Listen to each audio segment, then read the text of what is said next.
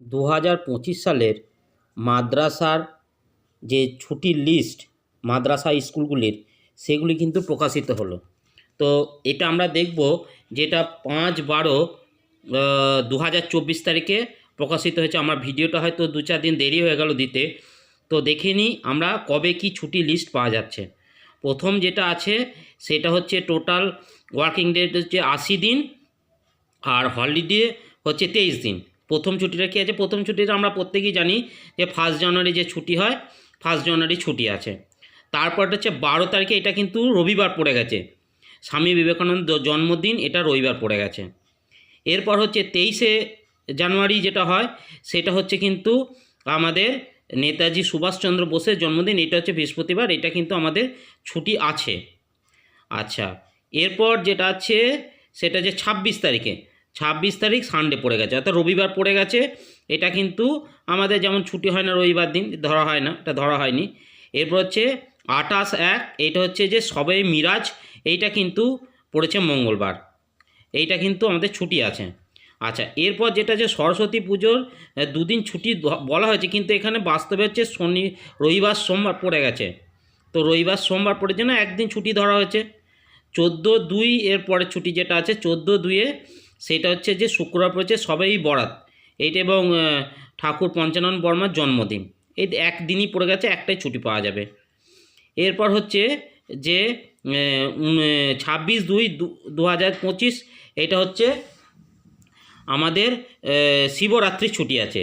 এরপর হচ্ছে 2/3/2025, এটা কোনো ছুটি নেই, কারণ এটা আমাদের অনার অফ ফার্স্ট যে রমজান আছে এটার জন্য দেওয়া হয়, কিন্তু এটা রবিবার পড়ে গেছে।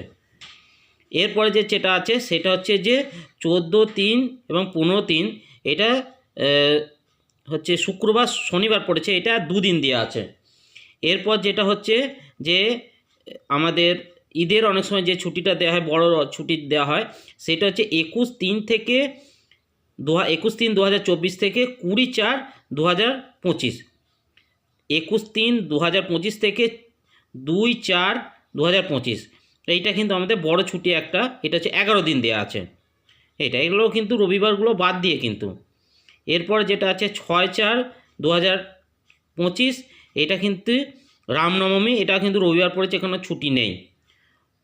10/4/2024 বৃহস্পতিবার, এটা হচ্ছে মহাবীর জয়ন্তী, এটা একদিন ছুটি পাওয়া যাবে এটা। আচ্ছা, এরপর যেটা আছে 14/4/2025 সোমবার পড়েছে, এটা হচ্ছে ডক্টর বি.আর. আম্বেদকরের জন্মদিন, এটা আমাদের ছুটি আছে। এরপর যেটা আছে 25/4/2025, এটা মঙ্গলবার, এটা হচ্ছে নববর্ষ আমাদের যেটা হয়, সেই নববর্ষটা কিন্তু আমাদের ছুটি আছে। এরপর যেটা হচ্ছে দ্বিতীয় লিস্টে চলে আসি, এটা হচ্ছে টোটাল ওয়ার্কিং ডে হচ্ছে 87 দিন, এমনি ডে হচ্ছে 123 দিন, আর ছুটি হচ্ছে 18 দিন। তো প্রথমটা কি, 1 মেটা আমরা প্রত্যেকেই জানি, 1 মেটা ছুটি থাকে, 1 মে ছুটি আছে। আচ্ছা, 9/5/2025, এটা হচ্ছে শুক্রবার, এটা হচ্ছে রবীন্দ্রনাথের জন্মদিন। 12/5/2025, এটা হচ্ছে বুদ্ধ পূর্ণিমা আছে, ছুটি আছে। এবার 28/5 থেকে 29/5, এটা কিন্তু খুব গুরুত্বপূর্ণ, 28/5 থেকে 29/6/2025, 28/5 থেকে 29/6/2025 সামার ভ্যাকেশন, এইগুলির জন্য ছুটি আছে। 27/6 শুক্রবার, এটা হচ্ছে একটা ছুটি দেওয়া আছে আমাদের রথযাত্রা এবং হিরাজি, যে তার জন্য একটা ছুটি দেওয়া আছে। 6/7, এটা একটা রবিবার পড়ে গেছে, এটা একটা ছুটি ছিল, কিন্তু 6/7 আমাদের যেটা মহরম, সেটা ছুটি আছে আমাদের। আচ্ছা, এবার হচ্ছে যে 9/8-এও একটা ছুটি আছে, রাখি বন্ধন, এটা আমাদের একদিন ছুটি আছে। 15/8 শুক্রবার পড়েছে, ইন্ডিপেন্ডেন্স ডে, স্বাধীনতা দিবস, ছুটি আছে। 15/8-এ আরেকটা ছুটি আছে, সেটা হচ্ছে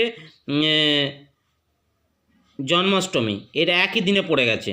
এরপর যেটা আছে 20 তারিখে যেটা আছে সেটা হচ্ছে আখড়ি চুম্বা চাহার চুম্বা, এটা হচ্ছে একদিন ছুটি আছে। নেক্সট স্লট যেটা আছে সেটা দেখব যে 5/9/2025, এটা কিন্তু ফতেজা দাহাম যেটা আছে সেটা আমাদের ছুটি আছে। 21/9 হচ্ছে মহালয়া, রবিবার ছুটি নেই, এটা রবিবার পড়ার জন্য। এরপর পুজোর ছুটি খুব ভাইটাল, এটা পড়েছে 25/9/2025 থেকে 7/10/2025, এবং দ্বিতীয় স্লটে যে ছুটিটা আছে সেটা হচ্ছে 20/10 থেকে 10/2025 থেকে 28/10/2025, এইটা হচ্ছে কালী পুজো, ভাতৃদ্বিতীয়া, ছট, এগুলোর জন্য ছুটি আছে।